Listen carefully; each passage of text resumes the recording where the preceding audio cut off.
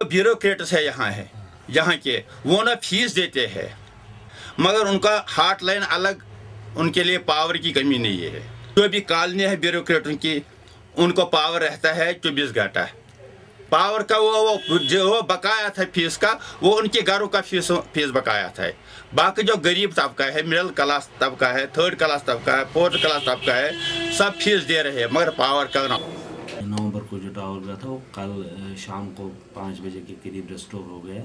तो अब तब से हमने पावर बहुत अच्छी तरह से चलाया जो एज़ पर शुरू कटेलमेंट, क्योंकि यहाँ अगर हमें चाहे 100 मेगावाट उतना नहीं मिलता है, क्योंकि यहाँ ऑलरेडी इस वक्त लोड बहुत ज़्यादा होता है और जितना लोग कंज्यूम करते हैं अगर उतना फीस दे दे तो यहाँ क्राइसिस नहीं होती।